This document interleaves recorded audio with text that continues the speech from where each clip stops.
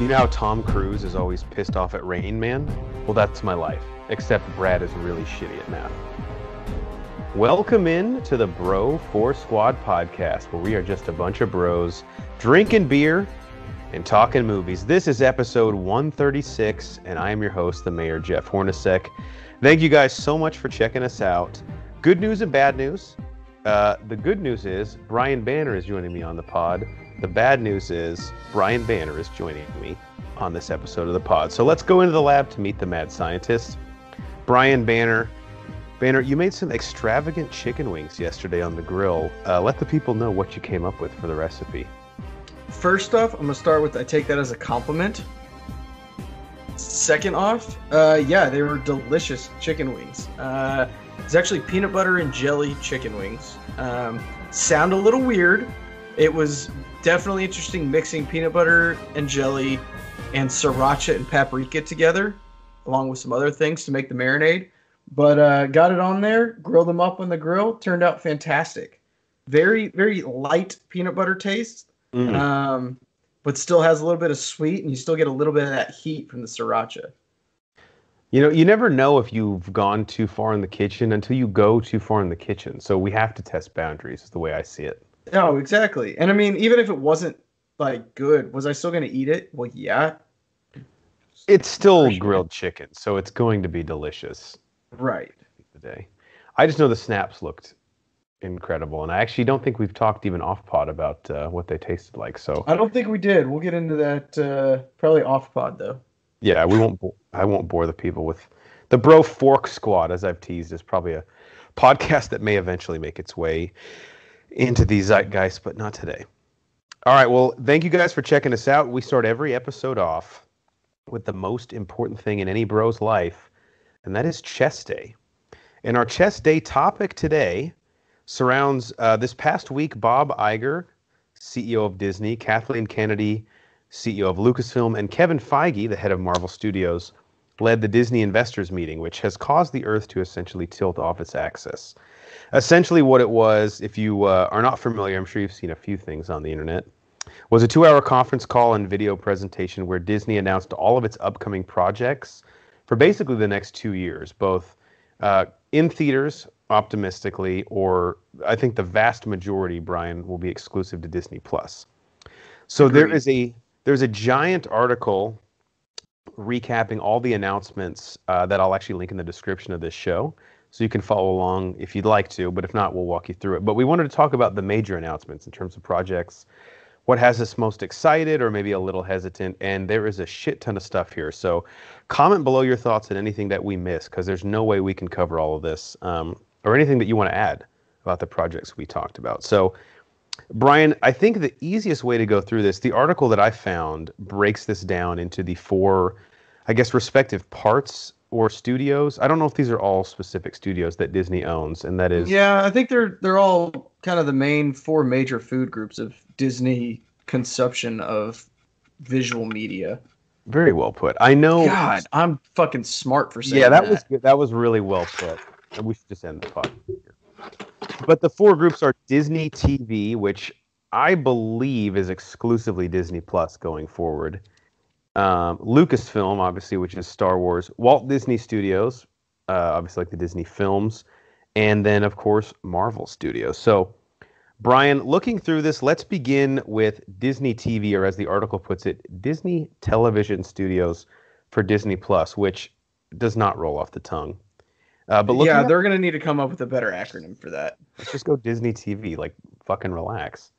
So looking at these projects, there's a couple. We can go round robin, but anything out here that jumps out to you right off the bat, positive or negative, that was recently announced? So I'm just going to go top of the list right here. Mighty Ducks Game Changers. This is going to be a show. Am I mistaken? Correct. And can I just say right off the bat, I don't like the title.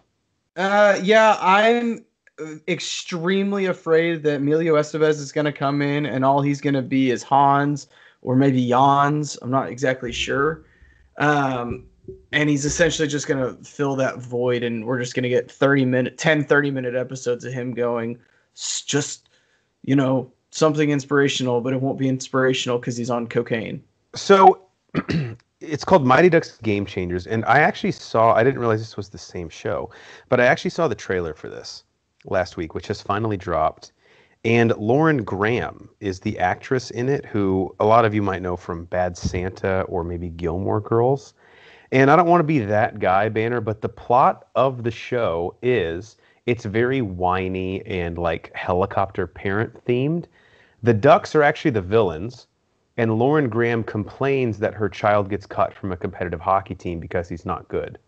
And basically says, this doesn't make sense. Why does he have to be good to play on the competitive team? To which I would say, I mean, sit down. I have 1,000 reasons if you'd like to hear that. So she starts her own team, and the Ducks are basically the Hawks here. And I got to tell you, I know it's just a trailer, but based on that, knowing that this is the same show, I think I'm out.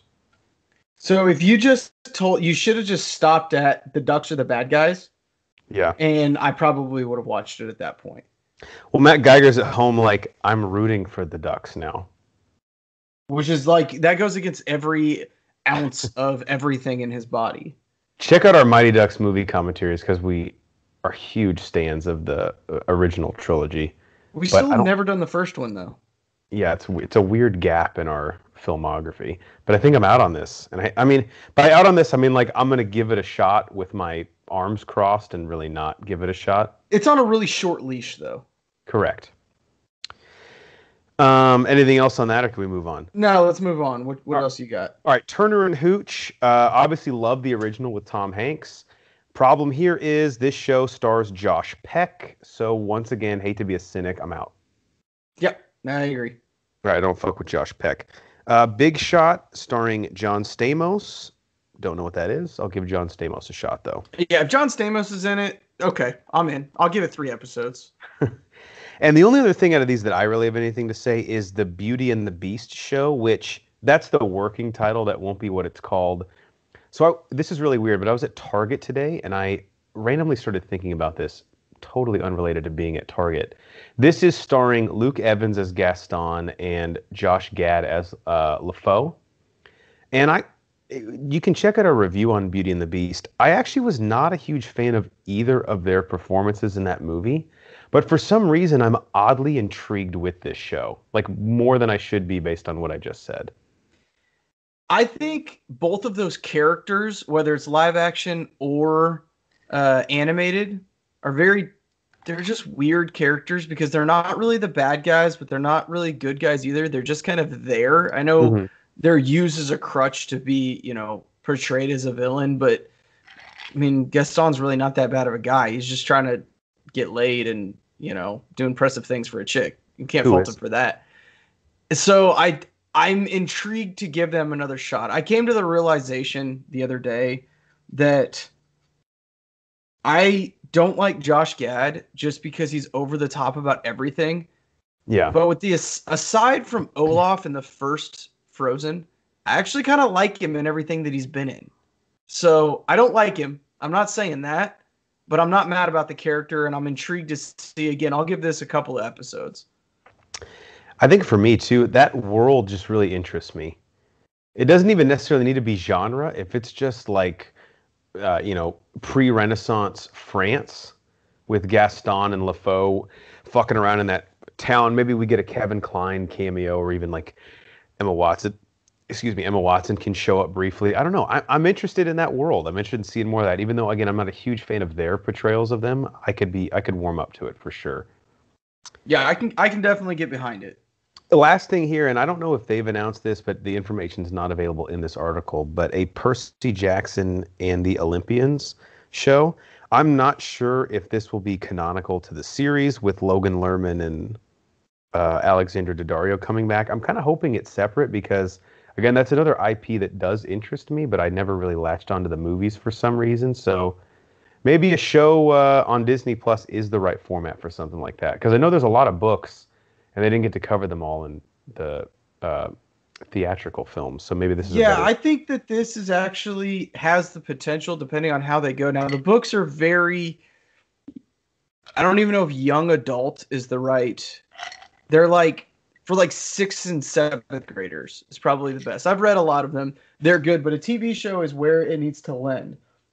Essentially devote one book to a season. Pick your season that you want. Like, who's the monster that you want to tackle that season? And I think it can be good, but it does need to be separate from the other movies. I think they did 2 of them, if I'm not mistaken. Yes. And I haven't seen the second one, so I'm not sure if that ends like on a cliffhanger with a presumptive trilogy, but I think a fresh restart. I don't think there's many people out there who are like, what the fuck, man? Continue it from the movies. I think most people will be willing to give this just a clean slate. I don't think the movies were popular enough for them to really give a shit. And way too high budget. Like, they need a huge return on investment at the box office to keep those things going, right? Yeah, I mean the amount of CGI that you have to do. I mean, it's a movie that's based on magic and stuff. So you have to have there's a lot that goes into the effects and everything. So you have to do it very, very well, like you said, to get your return on investment. I think a show is going to be much, much, much better. And Disney has shown they're willing to throw some money at their shows for Disney Plus. So maybe this is the perfect medium for it. All right, can we move on to Lucasfilm, which I think is Marvel made a lot of announcements, but this Lucasfilm has some big ones here. Yeah, Lucasfilm, I think that's where we need to focus a lot of our time on here. Okay, so we are recording this currently on December 21st, and as of today, this was not a part of the Disney investors meeting, but ties directly into, as far as the IP announced, the canon, and that is, Banner, we'll start with the addition of the Book of Boba Fett, which will be showrun by Dave Filoni and Jon Favreau, and actually was revealed today on Good Morning America by Jon Favreau, will be the first released of any of the shows that we're about to talk about. So if you have not seen The Mandalorian Season 2, we won't spoil the end of it for you, but this does tie into Season 2 of The Mandalorian. So what are your thoughts on this? It recently being announced, obviously was left out of this, I think, as sort of part of the delayed surprise that they wanted to drop. And I know we've gone back and forth on how we feel about Boba Fett as a character, but it's kind of cool to see this addition, especially considering it's the very next Star Wars thing we're going to get. Yeah, so first, this will be spoilers for the Season 2 finale to The Mandalorian, so skip ahead. I'm going to say like 2.5 minutes, because I have a feeling we'll get a little long-winded on this. Coolest thing about this is how they announced it. So baller, not even a week after you do your investment meeting, and you basically tell the world everything. They dropped just Lucasfilms dropped 10 new projects. Something like that. Yeah, I mean, there's a lot on here. And then to keep arguably the biggest one that I would say historically people have wanted. I think from the beginning of time, everybody wants to know more about Boba Fett, and they just have this. I don't necessarily get it, but there's no denying that the character himself is very popular. So them to hold that close to their vest and then drop it the way that they did in that end credit scene is just a fucking baller move. It was not a series I knew I wanted until that end credit scene.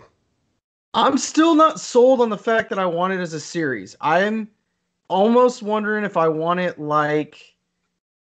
I wish it was a movie, almost like Solo. Yeah. But I'm not mad about it. Like you said, it's not one that I thought I wanted, but I'm weirdly excited about it. Yeah, maybe, the sole reason it's not a movie is it's not as consequential. Like, maybe nothing as massive happens in Star Wars canon. And so they felt like, it's still a fun story to tell, but maybe it's more, I don't want to say relegated to Disney Plus, because that seems to minimize the importance of anything on that medium. But maybe that's just a better place for a character like Boba Fett, who's relatively lived in the shadows in Star Wars, to just have his story play out. And I don't know what the story is. It may take longer than, 2.5 hours to tell. Yeah. Another show announced, and not really announced, this one has already been on the docket, but some casting announcements, is the Obi-Wan Kenobi series starring Ewan McGregor. And then, of course, Hayden Christensen returning as Darth Vader, which I got to say, man, as time has gone on, I have become more and more a fan of Hayden Christensen. It used to be ironically, now it's completely unironically in the role of Vader. So I am very excited that he's coming back in this role. So we know he's coming back. Are we assuming it's as Darth Vader, or could this be flashbacks to him as Anakin? I would guess we'll see both, right? I don't understand how Vader and Obi-Wan's paths are going to cross between, essentially Attack of the Clones or not Attack of the Clones, excuse me, Revenge of the Sith and A New Hope. When Obi-Wan is exiled on Tatooine and Vader's out, just doing what Vader does, and where are their paths going to cross, and how are they going to make that make sense, but still have the significance of their, we'll call it a lightsaber battle in A New Hope.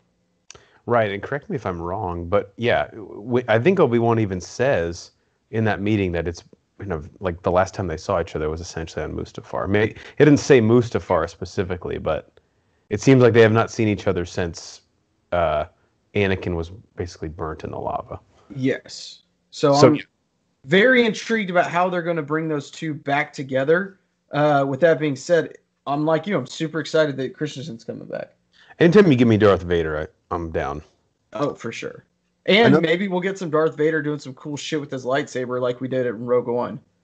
We can only hope. Another show we got, no idea what this is about, Rangers of the New Republic.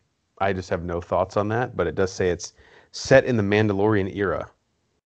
So, I don't know where I saw this, where I heard this, so if this was you, please, put myself in check here, but I'm wondering if it's not going to follow like the X-Wings, like the dudes that followed the Mandalorian to the ice planet in, I believe it was episode 2 of the Mandalorian and let him go. Or maybe the squadron that came and blew up the ship, I believe Rand was his name, Bill Burr's kind of dude in that episode of the first season. Wonder if it's going to be something along them or along the lines of those. So like a post-rebellion. Yeah, where they're just trying to get their shit together. That would be cool. I'll skip one. We'll come right back to it just because that's a good segue. So the only Star Wars feature film, to my knowledge, that was announced, because the next one says an unnamed Star Wars feature film led by Taika Waititi, which whole nother podcast, we'll get into that, is Rogue Squadron, which will be released in December 2023 and is directed by Patty Jenkins of the Wonder Woman franchise. Now, I'm a huge fan of the Rogue Squadron video game on 64. And let me just already start the campaign for Sebastian Stan as Luke Skywalker with young Wedge Antilles just being X-Wing pilots. I mean, that sounds fucking awesome, right? That does sound fucking awesome. I don't know. The only thing, my hesitation on that is if you have Luke Skywalker in it, like, do we have to, like, I've been really enjoying not having the Skywalker saga or the Skywalker story at all be involved in anything. Mm-hmm. I'm perfectly fine with Wedge maybe leading a squadron where Luke is out doing his own thing. I know that doesn't really make sense to what we know, but no, it does. I think I'm a little hesitant. I'm a little hesitant on involving Luke Skywalker this much. Not mad about it, just trying to protect myself from being hurt. That's fair. The other show we got announced, this actually might have been leaked. Maybe leaked isn't the right word, but I think you and I knew about this before the Disney investor meeting, and that is the Ahsoka show starring Rosario Dawson, which I don't know how they're going to have time for their wives and families, because this apparently is also being at least EP'd by Favreau and Dave Filoni. And I just have to say at this point, anything that's in their hands, I have full confidence in. So now it looks like The Mandalorian Season 2 will just be sort of the appetizer to the Ahsoka series. And again, we don't know the time period here. Do you have a guess? I would assume it takes place right after we see her in Mandalorian, and Thrawn is basically the villain, but obviously there's not a huge gap there between, would it be Rebels and Mandalorian? Yeah, but there's a lot she does that you could easily fill in with a series. I agree. I think the only logical place would be for them to maybe, it has to be her going after Thrawn for whatever reason. Thrawn has to be the main villain in that. So I don't really know where they're going to go. I would love to see some Ahsoka between, Rebels and current time. Like, what was she doing during the rebellion? Maybe they could show it during flashbacks or something like that. I know I'm not a huge fan of flashbacks, but that would be a good way to kind of give us the best of both worlds. What if, and this is a huge assumption, but what if Hayden Christensen is also set to reprise his role in that? I mean, that would be really cool to see live action. Obviously, Clone Wars, we got a lot of it, but I feel like if he's down for the role already, just fucking throw him in there too, right? For sure. I mean, he needs the money, right? Obviously. Well, I don't know if that's what Lucasfilm is basing their decisions on, but maybe they should. Who needs groceries? Yeah. Yeah, I think that would be cool. And again, why not? We know that Ahsoka and Vader have gone head to head with the lightsabers in Rebels, so why not show that live action or even show, yeah, they did it a couple of times. I'd love that. Well said. A few other additional titles. These are all Star Wars related. Andor, the Cassian Andor series, Diego Luna reprising his role, which I actually think is dropping relatively soon also from Rogue One. Star Wars The Bad Batch. Super excited about that. Yeah, Star Wars Visions. Lando with Donald Glover coming back. The So Acolyte. he is coming back officially? Yes, that has been announced. The Acolyte, which I'm actually most excited for on this short list because that is around the High Republic era and is supposed to involve a young Darth Plagueis. And then I'm assuming this will be a series of shorts, but a droid story, which sounds like a great one for you and Baby Banner to watch. Yeah, I feel like that one has to be shorts or some sort of kids animated show, almost like what is it called? Like fantasy something, or I don't remember what it's called, but they've got some other, almost like I guess the Lego Star Wars stuff, which are vastly underrated, by the way. They're fucking hilarious. I agree. Everyone that I've seen, I've enjoyed. All right, so that's it from Lucasfilm. Any final thoughts before we move on to the Walt Disney's Motion Studios? No, like you said, anything that Filoni and Favreau have their hands in, I'm game. Kathleen Kennedy should be just doing whatever those two want because they are saving her job. Which I do believe was in jeopardy prior to. It was 100% in jeopardy, and I actually think because they have done so well with The Mandalorian that Favreau may have worked his way out of that head of Lucasfilm's job. But that's a whole nother podcast. Yeah, they need him in the trenches making these series. And that's exactly where I want him. Agreed. All right, the penultimate of the four here, Walt Disney Studios. These are basically the motion pictures that'll be released. And again, at this point, will theaters even exist by the time most of these come out? We don't know. But the plan is, I would assume, half of these right now will end up on Disney Plus, half in theaters, but obviously all subject to change. The first up is Hocus Pocus 2. This one, I believe, was rumored a while ago. Now it's confirmed. And I got to say, Banner, revisiting the original, I like the original. This, I think, is going to be awful. I think we all like the idea of this. I think we all honestly want this, but we don't need it. That's a good point. We don't need it. Yeah. I mean, again, I think the obviously the original is a classic. It's cool that you've got everybody coming back. Everybody's willing to play ball, but I mean, why? Correct.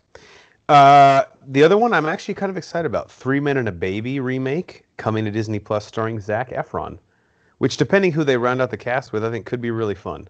You know me, I've got a soft spot for Mr. Efron there. So anything he's in, I'm game. I'll give it a shot. I think he's going to be perfect in this role. He doesn't take himself too seriously, which I think really works in a lot of cases. And I think this is a perfect role for him. Yep.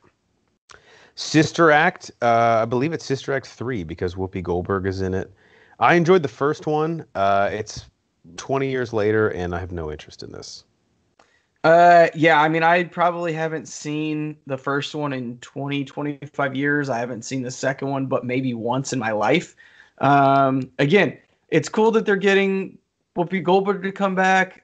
Tyler Perry being involved, I think, doesn't hurt the project, but True. I'm with you. I have no desire to see this. I think this is more for the, like our parents' generation, yes. Going, oh, hey, we're gonna watch this because it came back, and that sounds fun.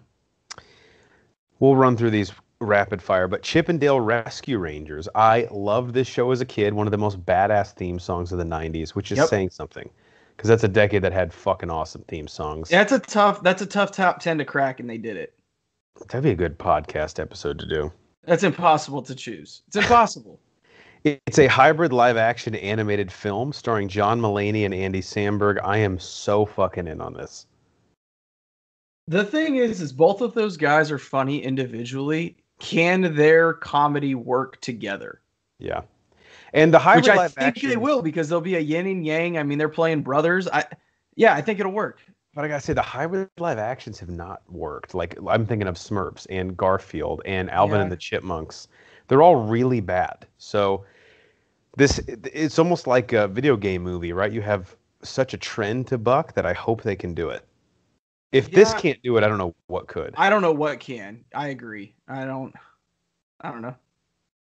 Pinocchio, live action, directed by Robert Zemeckis of Back to the Future fame and starring Tom Hanks. And again, I got to say, if this doesn't hit, then this is an IP that is dead and should never be touched again, right? It has to be. I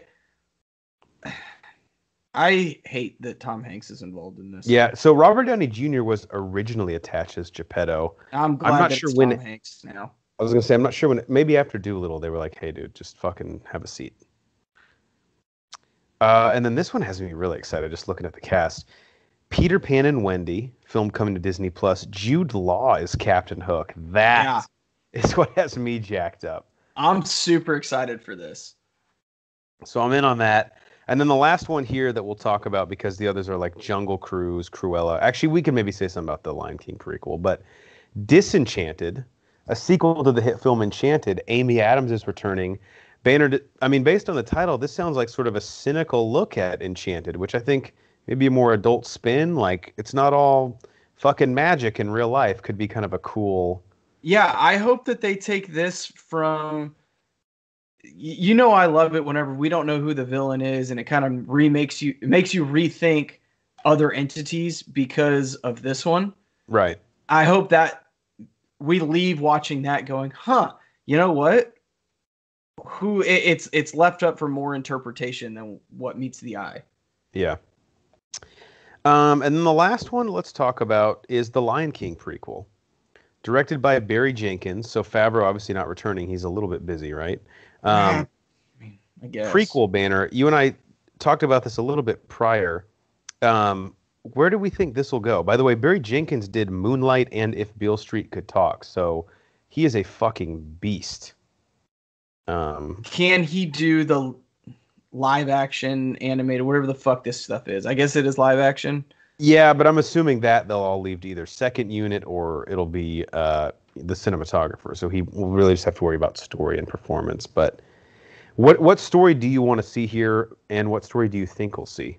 I think it would be cool to see Scar and Mufasa growing up, them as kids, and then, obviously Scar feels mistreated by something. Now, whether that is because their dad maybe focused on Mufasa on everything because he was next in line, and Scar felt like he was mistreated, something like that.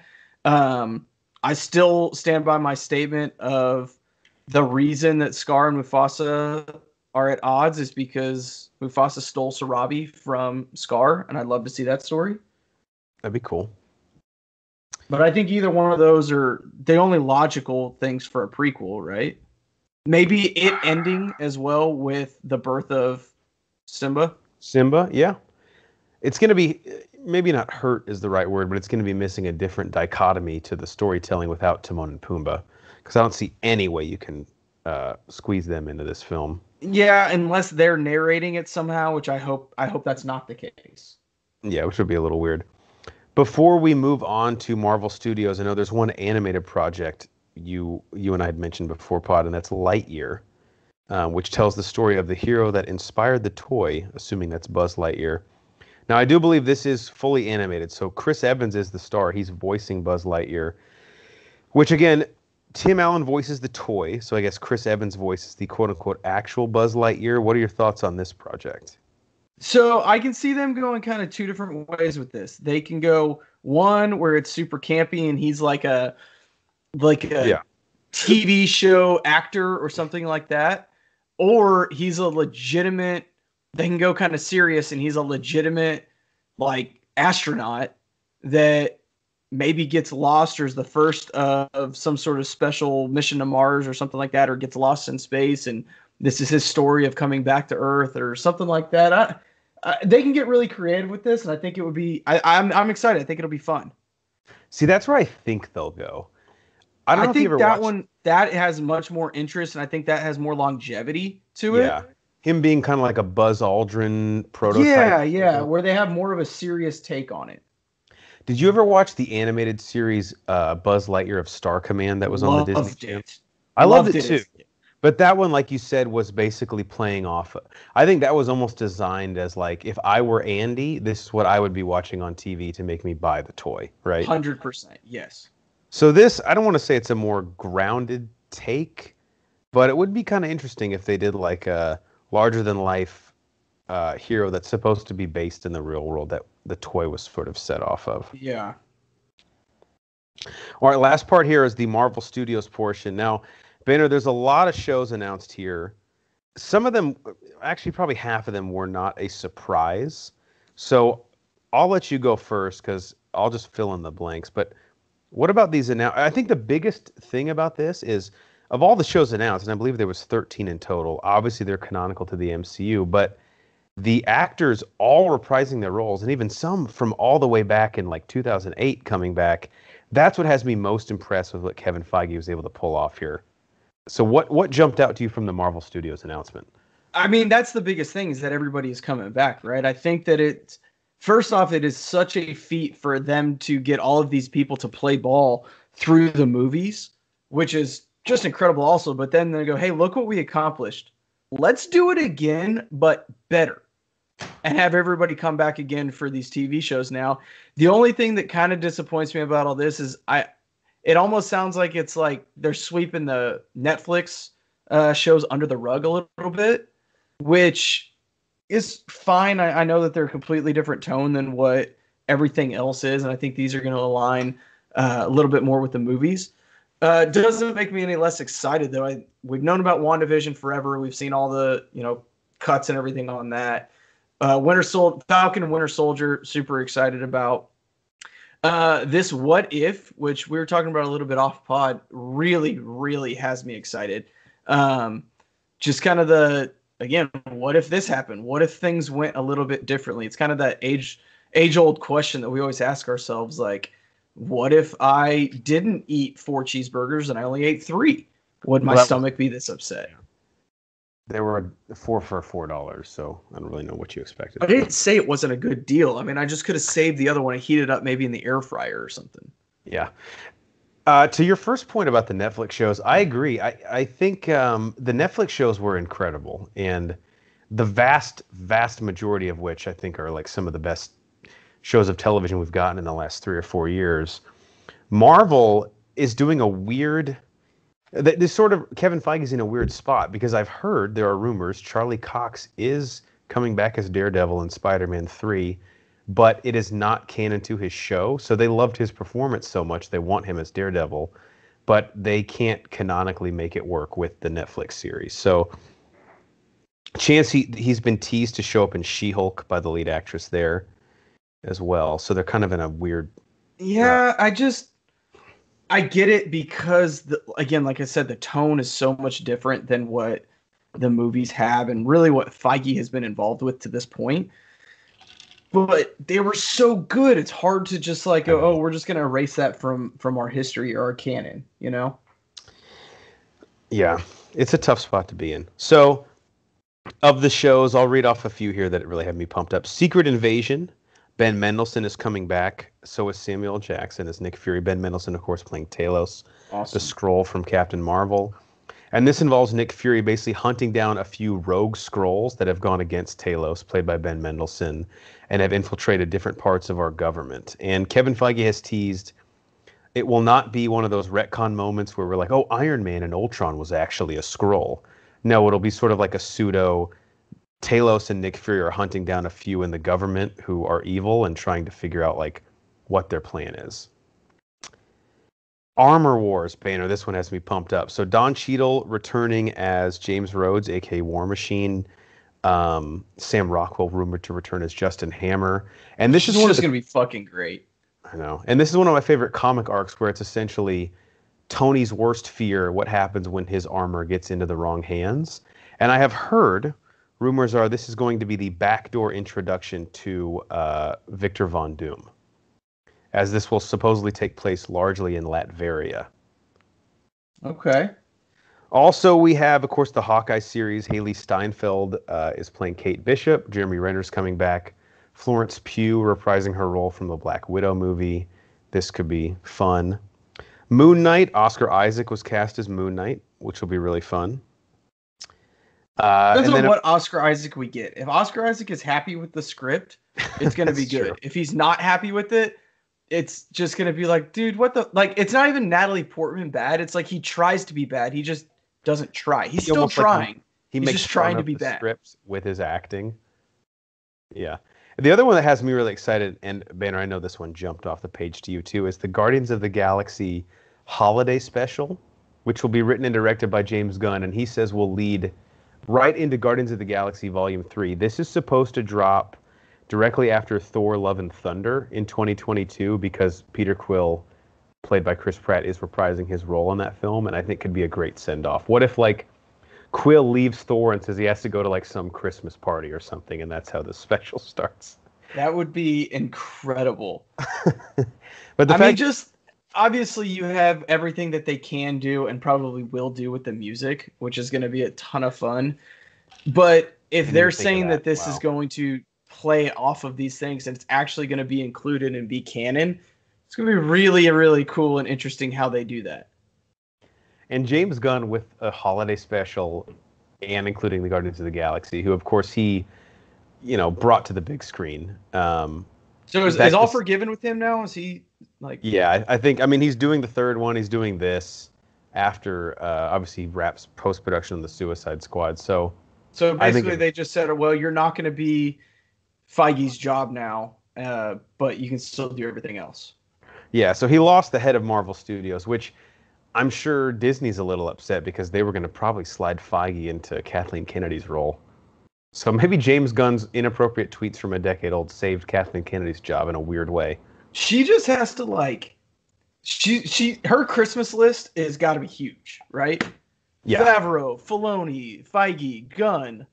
Well, she just needs to fucking leave directors alone. And make sure they have a plan. I don't know. We all know the missteps that she's taken have been well documented.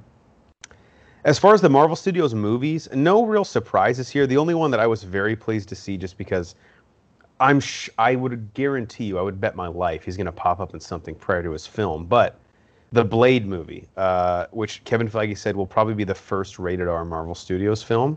God. And of course, Mahershala Ali attached.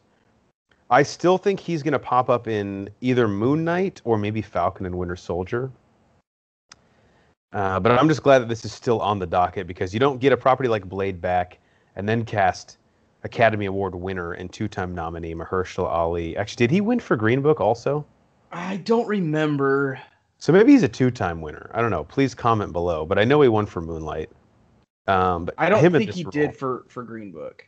Okay. I know he was nominated. He was definitely nominated. But either way, you got to get... He'll be in something before Blade, but I'm just glad that he's getting his... I didn't know if it was going to be a series or a movie, so I was pretty pumped to see that it was going to be a film.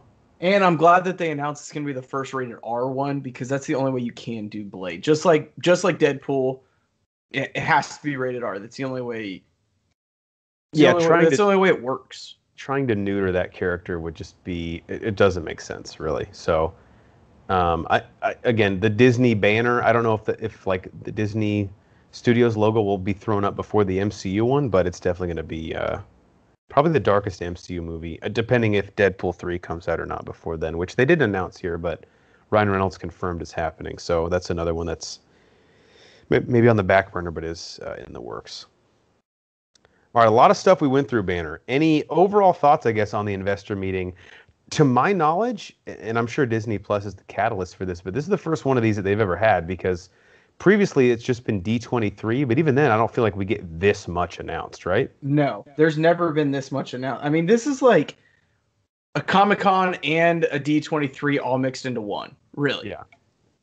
I think the biggest thing that we need to take away from this, guys, is what they did not talk about at all is Rian Johnson's trilogy coming out of Lucasfilms. I think that speaks more by them not saying anything than by them saying something. I think it's not official, but I think he's got to be out now because they didn't say anything. Yeah, I mean, if you're supposed to get 3 movies and it's not announced at the Disney investors meeting, it's over. And correct me if I'm wrong or if I'm just behind the times, but Benioff and Weiss, the Game of Thrones guys, who were supposed to get maybe not a trilogy, but at least a Star Wars movie, no mention of that. So I'm assuming those guys are gone after season 8 of Game of Thrones just shit the Yeah. bed, right? Yeah, I would agree. I think Ryan Johnson has more to like. They have more reason to not allow them in than, or not allow him in than they do the Game of Thrones guys. But also, I think the Game of Thrones guys are still involved in Game of Thrones stories, so they may just be too busy right now. Also, so I'll say 2 things to that point. Number one, I don't think Kathleen Kennedy can afford a misstep, and I think that's a big part of the reason why she is. You got to just go with your bell cows, the guys that are getting it done, which is right now Favreau and Filoni. Number 2, I am curious because I think we can all agree the big issue with the sequel trilogy was there was no plan. There was no overarching narrative, which seems insane that you spend, $300 million per film and you don't know where it's going. But if you were to give Ryan Johnson, who has proven to be a successful storyteller in Breaking Bad and Knives Out, 3 movies to figure out, to have the narrative beforehand and know where it's going, I actually think that might be good, but you just can't do it right now, right? It just I don't think he is. I think if it was any other kind of story, you're fine. You can't give him Star Wars anymore, especially after what he did. Even with having all 3, he's such a different storyteller. He likes to flip things upside down. He likes you to go, well, what matters doesn't matter, and what doesn't matter matters. And so I just don't think that works in the Star Wars universe. Yeah, and it came across in The Last Jedi like he was mocking people that cared so much about Star Wars, 100%. Which I don't think played well with anyone. And I as much as shit as we give him, I don't think that was his intention at all. I think that's just his style of storytelling, and Kathleen Kennedy said, hey, you do you. And so he did, and everybody said, wow, this guy really fucking sucks, and they're right. Yeah, and the problem is Kathleen Kennedy saying you do you, because that's not what you do in a story that needs to be told serially through 3 films. And maybe that's because that's what she told Abrams, and JJ was able to do that and do that successfully in Force Awakens. I don't know. Well, you can always do that with the first film, right? Then when you fuck it up, the problem is he just cut off a bunch of the narrative threads. I thought it would be funny. Yeah. Like, sucks for the third guy. And yeah, you're right, it does suck for the third guy. Sucks. All right, anything else? No, I think that's it, man. All right, on to our protein shake, the second part of our show, where we go around and talk about what's in our cup, also known as what have we watched lately. I'll go first. We'll go round robin here. Does that work? Yeah, let's do it. Awesome. I watched, this is a once a year watch for me, have not been shy about it, Christmas Vacation. I kind of pick up something new every year. And you know what I picked up this year? The story is really kind of told from the narrative viewpoint of Louis Dreyfus, Elaine from Seinfeld, as his neighbor. Yeah. Like you're viewing Clark as this quirky guy that lives next door, and his antics are made that much more hilarious because they're just nonsensical to the people that that live near him, which is kind of true. But Boehner as a dad literally just lives in his own world. Correct. And Boehner as a dad, I'm sure you can relate where the holidays, you put this pressure on yourself to meet a certain expectation. And when they don't go that way, it might just be you. You might be the only one doing it to yourself, but you are letting someone down. Yeah. And Clark is determined to not let that happen. And our movie commentary on Christmas Vacation, I think, emphasizes this point perfectly. But as I get older, I see things through the eyes of Clark Griswold more and more, and that makes it that much funnier. I was on that commentary. You can check out the commentary for my thoughts, but that movie is one of those ones that it doesn't matter what age you are, you're going to get something out of it, and it's never going to be bad. Yeah. And I think the commentary is great, guys, if you listen to it, because it's one of those movies, if you're listening to the movie commentary, you've probably seen it 10 times. And it's fun because you guys all talk about your Christmas traditions and how they match up to or differ from Clark Griswold's. And I just think it's a really cool, it's just a fun conversation to have this time of year. So it's not too late. we had a ton of fun on that commentary. That was one of the more fun ones. I believe it was Thurman and Cycli on there with me. So yeah, it was a lot of fun. Check it out. All right, what do you got? So again, as the time of recording this, it is the 21st of December, so right before Christmas. So gonna be real Christmas movie heavy. Just like you, every year it's a staple. Christmas with the Cranks. Gotta watch it. It's great. Tim Allen. Just classic Tim Allen. Awesome movie. We had someone comment, I'm not sure what video it was on YouTube, but he was I'm hoping he was joking, but he was like, "Fuck you guys, I listened to this and I watched Christmas with the Cranks and will never get those 2 hours back." Well, and if you didn't like Christmas with the Cranks, look, we didn't make the movie. Yeah, and I didn't make you watch it. I merely said I like it. I don't know. You kind of have made people watch it. Well, look, you have a cult following, and you need to be responsible for their decisions. I'm not saying, like, I'm sorry if you didn't like it. Truly, I am. You're wrong. It's a great movie, cinematic masterpiece. I'll say this: there's a lot of worse Christmas movies out there than Christmas with the Cranks. And although I said the title sucks, it's actually kind of relatable. Like, there's nothing in it that happens that I'm like, dude, that would never fucking happen. Yeah. You know? There's some stuff that's over the top for sure, but it's not necessarily like unfathomable. Right. We all watched Christmas Chronicles 2. We did a movie commentary on it, which is out now. A blind movie commentary, meaning none of us had seen the movie prior to the commentary. Banner, we were all, maybe not Geiger, but I know you and I you like the original, right? I love the original. Yeah, I thought the original was great. I thought one of its strengths were the elves. Yeah, because they were, I think, delivered in smaller doses. Yeah, they were used sparingly. So, not to spoil everything we say in the commentary for the sequel, but what's sort of your cliff notes on what you thought of the follow-up? Didn't need to be made. Agreed. I mean, it was fine, I guess. I obviously, because we were doing a commentary, I didn't pay attention to it as closely as I maybe should have or could have. But I can also say I won't be ever paying attention to it that closely. My issue with it was the antagonist in it. Every time he was on screen, I was just not interested, and I wanted more Kurt Russell and Goldie Hawn. When they're on screen, it's actually pretty fun. And even that little girl, we talk about how hard it is to get kid actors. She's amazing. She's great. As far as child actors go, she's incredible. But yeah, it just kind of loses it doesn't feel as Christmas. In a weird way, movies set in the North Pole don't feel as Christmassy because it's not anything we can relate to with the season. Like, I want to see Santa going house to house.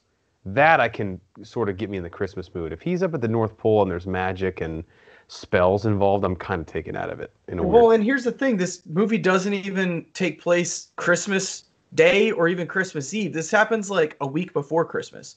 So yeah, they're like prepping the assembly line. Yeah, it's like the gravitas of, if we aren't successful in this, mission or whatever, Christmas is canceled. That's like non-existent. Like the gravity of the situation isn't there. All right, what else you got? Because I got another Christmas classic. Baby Banner has been loving it recently. The original, I believe, 1966, How the Grinch Stole Christmas. Wow. I have probably watched it 7 times in the last 4 days. So I'm assuming she liked it. She loved it. And honestly, it's of Christmas movies to have to watch over and over and over again. It's not a bad one. No. What's it, like 40 minutes? I don't even think it's that long. I think it's like 38, which 2 minutes. Yeah, Brian, that's a big difference. Good job. Well, I'm not wrong. I'm not right. So. Well, yeah, but you rounded up. You know what's funny? And I was actually thinking about this when I watched the Jim Carrey version this past week.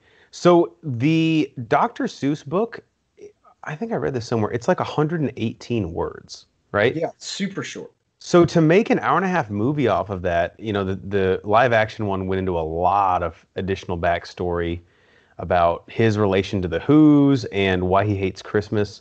But I think that's what I love about the cartoon is it's Doesn't matter. yeah, I don't want to say concise, but it's like this is the Grinch, and let's just go with it. Where it's not beholden to all this, character backstory, which I get. If you're gonna make a movie, you want people to care about the character, but we know the Grinch. Like I don't need you to give me more buy-in. Yeah, I could care less about his, teenage dating habits.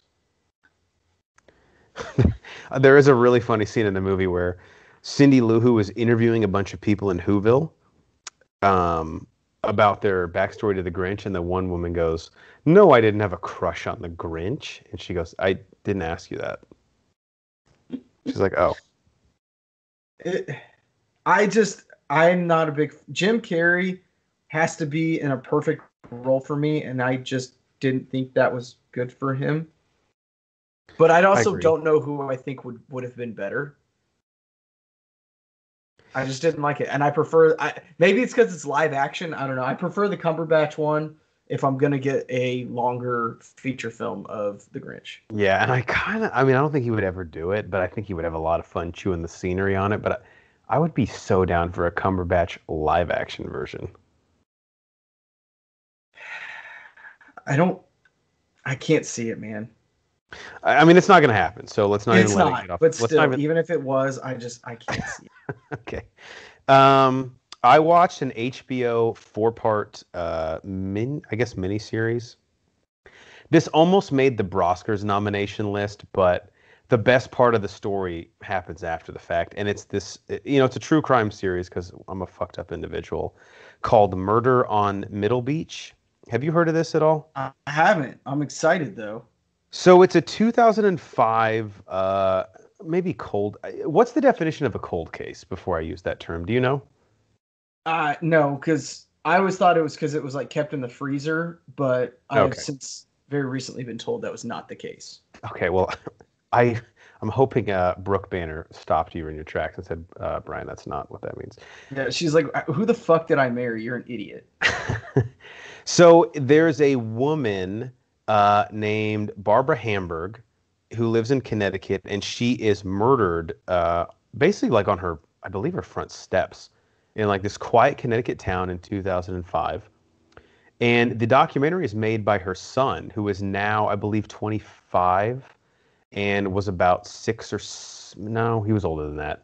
Maybe he's like 30 now, and he was like 10 when it happened. Okay. And he's basically going back and interviewing his family members, his father, who was getting a divorce from his mom at the time. And the first 3 episodes all go after different possible perpetrators of the crime who could have murdered his mother. And they go after his dad, who had a lot of motives and no alibi. His teenage sister, who had motive and no alibi. And then 2 of his aunts, who had a lot of motive and no alibi. And then the 4th episode is him kind of Jesus, does anybody have an alibi? The problem with all of their alibis is the police were not able to verify any of them. And that's another issue with it, which I think is kind of a recurring, true crime documentaries won't exist in 10 years because cops have probably learned you have to get your shit together now. Otherwise, you're going to have a true crime documentary made about you, Yeah. But basically, there were all these leads they didn't follow up on. And he files a lawsuit against them in the state of Connecticut that says they haven't done anything with this case in 10 years. They need to turn all their evidence over to me because they're clearly not working it. And I won't tell you how that case gets resolved because it's a big part of the documentary. But basically, Banner, the first 3 episodes present the different cases, and the 4th one kind of brings them all together. And I think it's pretty well made. The problem is, like with most of these, we just don't really have a resolution when it I was just about to ask. All I need to know is, do we get a resolution at the end? Yeah, and I think it's worth watching. I mean, if you like these types of things, there's definitely something in here for you. But if you're it's one of those things like be prepared to do your internet research after the fact, which some people I think actually enjoy. Yeah, my wife is one of those, which is nice because we get to watch something, and then as we're watching it, she gets to drop extra information to me, so I really get the benefit of it. Yeah, so let's do this. Let's have you and Brooke watch it, and then can she just speakerphone me in when she figures out all the stuff? Because she'll fucking solve this thing in 10 minutes. Oh yeah, she's a freak. We have so many Datelines. She could literally read the description of the Dateline and go, "Ah, this person did it." It was the neighbor. Like, he's not even in the description. My problem is, the day after I saw it, I tried to research it. As you know, I work at a school. Every fucking article I found in Google was blocked on our servers. Well, how is our youth going to learn if they can't research Right. things? When I put on a Netflix show and I'm trying to look up true crime documentary theories, how is anyone supposed to get anything done? I don't. It's really that's the problem in our education system here in America. Yeah, that's it. All right, murder, excuse me, on Middle Beach. Middle Beach being the town in Connecticut. That's what I last watched. What do you got? So next thing I got, again, Christmas season. You gotta watch it. The Santa Claus. Can't say any more good things about it. Check out our commentary. Guys, it's just a fucking classic. And maybe my theme tonight is Tim Allen just needs to do only Christmas movies, because if they're original Christmas movies, they're great. As soon as they become a sequel, they're bad. And that's pretty much all I got to say on that. I mean,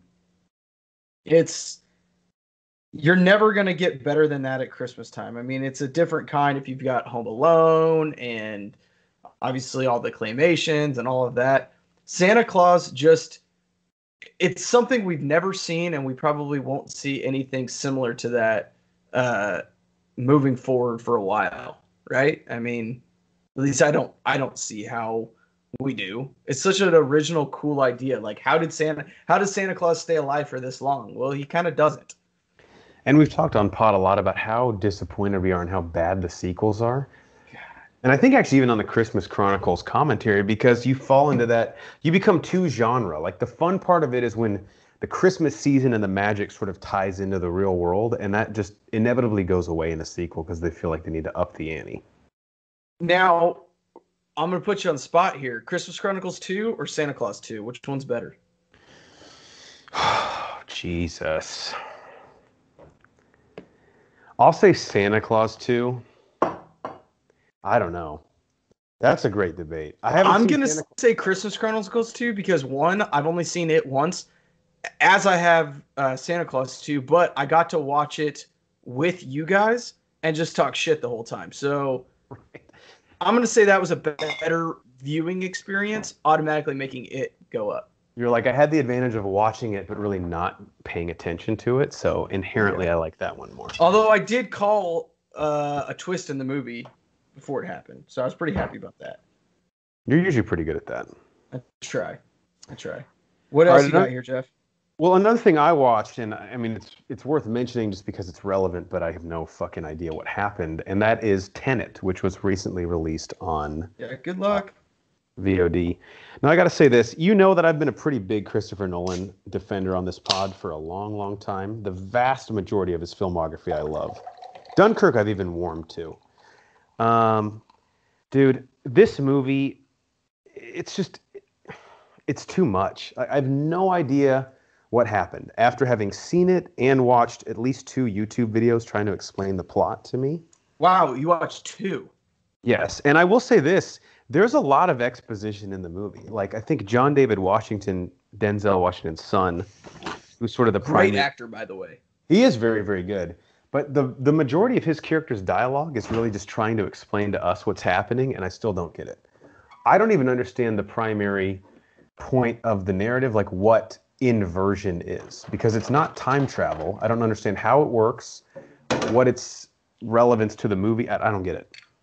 And I guess this is partially my own fault, but I'm a big Nolan guy, and I know he makes you think, but this one is just above and beyond what I'm willing to accept for a movie. See, I think I'm afraid here for Nolan, because I feel like after Interstellar, and then you have Dunkirk, and now this, they've all been in different ways kind of on the edge of what I don't want to say is acceptable, but maybe like what people are liking as far as he's trying too hard now. He needs to come back to his roots like a Dark Knight. But he's almost falling into a Tim Burton kind of rut here, and I really want him to get out of that, because I don't want him to turn into the next Tim Burton.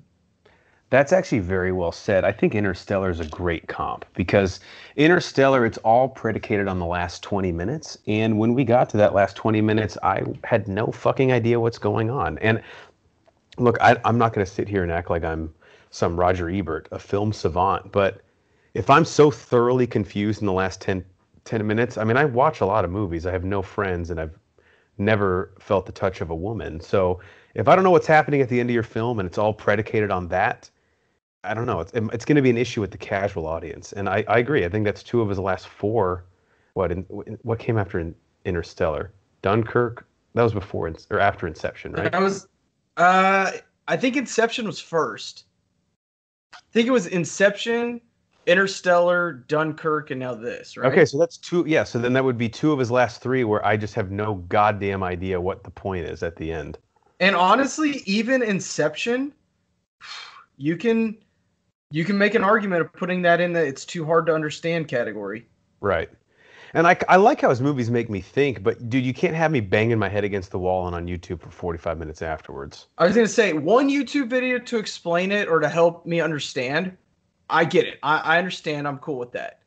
If I have to watch any more than that, you fucked up. Yeah, I love a movie that sparks a conversation, but the conversation shouldn't be at the bar afterwards. So what? Yeah. You know what I'm saying? My favorite part about you watching this is Thurman was watching it. He was about an hour and a half behind you. And you texted him and said, hey, have you watched it? And he was about 10 minutes in. You said, great, I have 20 minutes left. If you know what the fuck is going on, please let me know. Yeah. I don't know. If anyone knows Inception, I mean, I would, or has seen it, Inception, Tenet, excuse me, please help me. Well, you should probably help us on Inception, too. Yeah, actually, fucked it. All of them. Everything Nolan post The Dark Knight Rises. What else you got, Banner? So, again, still just moving along on my Star Wars quest here. Moving into Season 4 of Clone Wars. I think I'm somewhere around the 4,000 minute mark of Star Wars entities that I've watched in like 45 days. Wow, I love how you're tracking that. That's fucking awesome. I felt like that was the only way that I could actually make this accomplish. And I'm about to turn it away from a quest to a, I don't know, something more involved than a quest. Because, guys, it's a lot. Cool thing about it, though, watching it chronologically, and I'm not going to lie, I'm a big nerd, sprinkling a couple of the books in there. I have Lost Stars if you ever want to borrow that, by the way. I don't know if that one's canon, but it's a great book. Really? I thought it was. It might be. That's why I bought it. God damn it. Now I need to get my money back. It hasn't become canon where I'm at in the timeline yet. Doesn't mean it's not, though. So Claudia Gray, who wrote that one, she's like... She's awesome. Yeah, she wrote 2 Star Wars books, I believe. Maybe just this one. But she won some award for them as well. I think she's wrote 2 now. Okay. She wrote Thrawn, I think, actually. I could be wrong. That was Timothy Zahn. Which he's awesome, too. So Clone Wars Season 4, is this the midpoint of the series? So it's 7 seasons. So we're a little bit past the midway point just because the later seasons aren't as many episodes. Oh, right. Now, the last season, 7, was that was a Disney Plus original, right? Like that came out a little bit after the show had ended, quote unquote. Correct. Yeah, they reprised the show for Disney Plus, and that's where they actually introduced the Bad Batch, which we all know they're getting their own spinoff that was announced, last week. And this might be a dumb question, but the duration of Clone Wars, like the show, we still end prior to Revenge of the Sith, right? So there's 3 episodes that happen after Revenge of the Sith. Oh, wow. Yes, which I actually haven't seen those because I haven't seen all of the last season. So I will be getting to those probably here in about a week and a half. So just speculation, but I'm guessing we get some Execute Order 66 in the show. We have to. I mean, again, without actually seeing it, I don't know.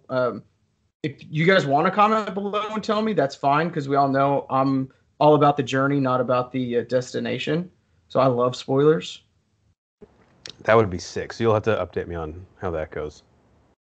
We'll definitely let you know. All right, Banner, I saw a movie that, I mean, the only two people on this pod that would ever watch it are you and me, and that is Transformers: The Last Knight. Yeah, it's fine. Whatever. It's fine. I gotta say this, though. Michael Bay, dude, these things are way too long. Yeah. Way too long. This is part of that DVR purge I'm doing. You know, I went and recorded like everything that seemed remotely of interest, and I have one more thing I'll get to in that same theme here. But it's fine. I do say this. I appreciate Mark Wahlberg. His effort in this is commendable. He's not making a joke of it. He's having fun with it. But he is trying. He is trying. And it was great to see Laura Haddock, who plays his kind of love interest, but she's also Peter Quill's dad in the Guardians of the Galaxy movies. Mom? Sorry, mom. What did I say? Dad? Jesus Christ. Wow. Yeah, his mom. And then, of course, Sir Anthony Hopkins just chewing the scenery, wondering, why am I here? Oh, that's right. I got a $4.5 million paycheck. That's why I'm here. I was Hannibal Lecter at one point. It's fine, but let's give the Transformers franchise like a decade break. Even I liked Bumblebee, but everybody just fucking chill out. Let's it wasn't the worst Transformers movie they've made. Not the best by any stretch of the imagination, but like you said, it was fine. Okay. Because that was the first one with dinosaurs, right? No, Age of Extinction was. It had the Dinobots in it. Yeah, when you say it's not the worst one made, I think there's an argument to be made there. But yeah, well, I was getting confused about which one it was. So The Last Knight is the one with Merlin in the beginning. Okay, yes, I remember now. Yeah, it might be the worst one. But again, there's like 3 or 4 of them that are like really close to being the worst one. The dinosaur one's up there. Yeah, agreed. Really? Since Wahlberg was involved. It's a paycheck gig for him, and look, I get it, man. I would take the money too. For sure. If you're going to take the paycheck, Wahlberg did all that I ask. Just try, okay? Yeah. Just if you hit a ground ball, if you roll over to shortstop, just run it out, you know? And he did that, so that's fine. Take the paycheck gigs. What else you got, Banner? That's all I got, man. What are you up to? I saw Doom from 2005 based on the video game. Yeah? You remember that this got made? I do. Yeah, was it good? It was horrible. Sounds about right. And you know what's really weird? So I was thinking like... Is that The Rock, right? Yes, it is The Rock. It's Carl Urban. And then my girl from Gone Girl, Rosamund Pike, who I'm just absolutely in love with. Yeah. But I started to realize all these video game movies, they look exactly the same. Like there's some weird like televisual cinematography that this and Mortal Kombat has where it feels like we couldn't commit to like actual cameras, and that's inherently what makes it feel shitty. They filmed them, and I think Tomb Raider did this as well, the original with Angelina Jolie. Yeah. It's almost like they filmed this movie and then they want to cut it up and you're going to play part of the video game in between, and these are all the cutscenes just put together. Yeah. And it doesn't make a good movie, but that makes good storytelling for a video game where you get to play out some of these action scenes. And what I realized with Doom is there's just the game has a kind of a cool concept. I'll be honest, I was not a huge fan of the video game. I just preferred Duke Nukem and GoldenEye and the other first-person shooters that came out around the same time. But there's really no story here. Like, there's no world building, and it's a cool concept. It's set on like a military base on Mars where like an experiment goes wrong, and this elite group of military force has to go through the base kind of killing everything that they see. But there's no story. It starts, the team just gets the call, they show up, and they're just walking through these darkly lit corridors, which... Isn't that Resident Evil? Kind of. I think Resident Evil, in an embarrassing way, actually has more of a story than this. Wow. But so like dimly lit corridors and not being able to see the monster actually is really cool in a video game, right? Like that's kind of fun. In a movie, it just makes it seem like we didn't have the budget to actually show the monster. And that's literally the first hour, 20 minutes of this thing. And if your storytelling isn't good, you can't build that suspense. Right. Now, it is a little bit fun because there's some really bad one-liners and characters. Like, there's a character named Duke. Obviously, that dude's going to fucking die in the movie. Well, obviously. And then there is one really cool scene at the end where the camera goes to first-person mode. And you're like walking around the base. It's basically like the final action set piece, and it's like all fan service, and that part's pretty cool. Is it kind of like, what was that movie, Henry or O. Henry or something like that? Yeah, Hardcore Henry. Hardcore Henry, yes. Yes, yeah, it's like that, but only for like the last set piece. But it's perfect because it's like the guy gets like the awesome gun that you get in the game, and like the music starts up, and it's fucking cool. So that part was awesome. But I gave it a 1.5 star on Letterboxd because there's nothing else there, and it's that's better than a 1. An utter piece of shit. Last thing I watched, movie commentary coming soon with Cycling and I. By coming soon, I mean next holiday. But it's the Christmas horror movie, a cult classic from 2015, Krampus. Are you familiar with this? I've seen the trailers and stuff, but I haven't actually seen it. Like the concept or the idea. Same. I was very intrigued. Krampus is essentially the shadow or the evil version of Santa Claus that comes to boys or girls who essentially give up on the belief in Santa, and he comes to punish them and hurt their loved ones. And it's, again, a horror comedy, and the cast includes Adam Scott from, Step Brothers and Parks and Rec, David Koechner, who plays Champ in the Anchorman movies, and Toni Collette from Hereditary and several other things from the past few years. So Knives Out, right? Yes, yeah, Knives Out. I forgot she was in that. So it's fun, and the director, and I looked this up, the first third of the movie is played like a family Christmas movie, and then the latter 2/3 are played like a horror film. Okay. It was pretty interesting. It is a very slow burn until about the hour mark, but then things really ratchet up, and it is just out of control genre ridiculousness. So if you're in the mood for that, it's probably going to be in my once every 3 years rotation for Christmas. Krampus. Movie commentary coming probably. So definitely a Christmas vibe, not a Halloween horror scary movie vibe. So that's what Cycling are actually, as we're recording this, we're going to do the commentary tomorrow on it.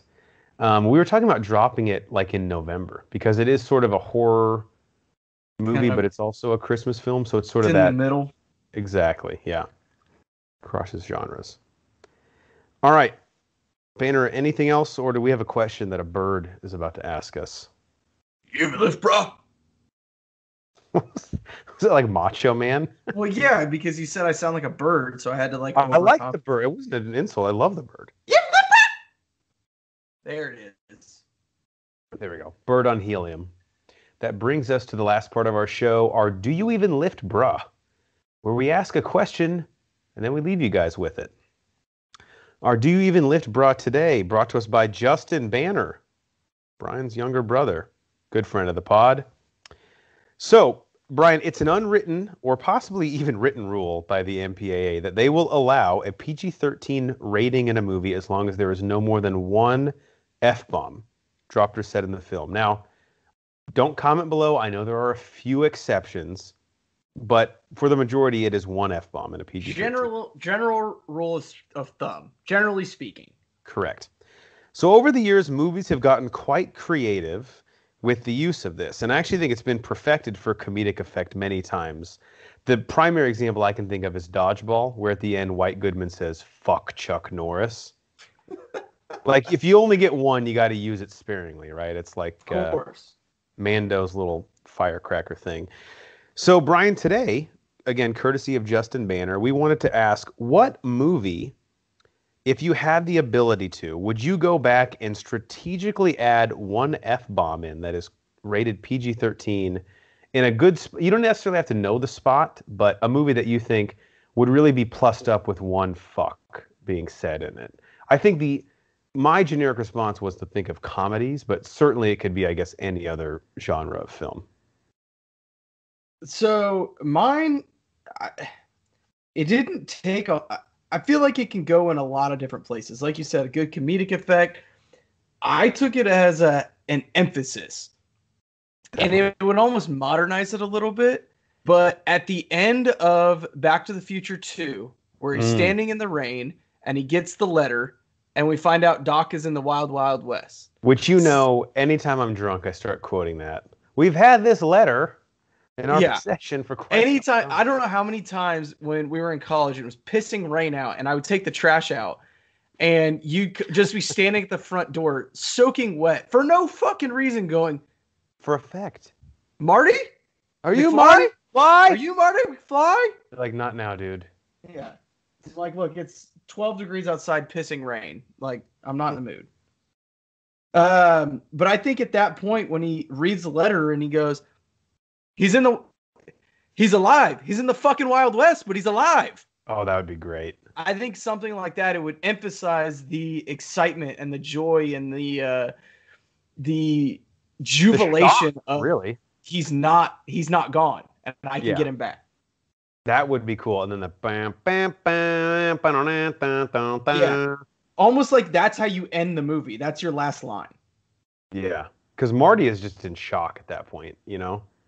And Marty's the kind of guy that it's not that he doesn't use bad language. He uses foul language all the time, but that's one that I feel like he's going to reserve for a time that really deserves it. Yeah. And that's the point of this, is you only have one in the chamber. You only got one shot. Don't waste it. That's a good one. I was hoping you'd pick it like an iconic movie and do it with. You got it. Mine is one of, if not, we'll have to do our top. I think we've done one previously. We'll have to update our top comedy movies of all time. But I'm going to go with Tommy Boy from, I believe, 1995 or 6. So the speech at the very end when Tommy is speaking to the employees of Callahan Auto, talking about like all the things that the factory has meant to him throughout his life. And one of my favorite lines is, "Frank, I lost my virginity to your daughter, for God's sake. Chris, you were there." He puts like another employee there. But I think at the very end, it'd be really cool. Obviously, the rival auto company, the CEO played by Dan Aykroyd, is Zelinsky Auto Parts.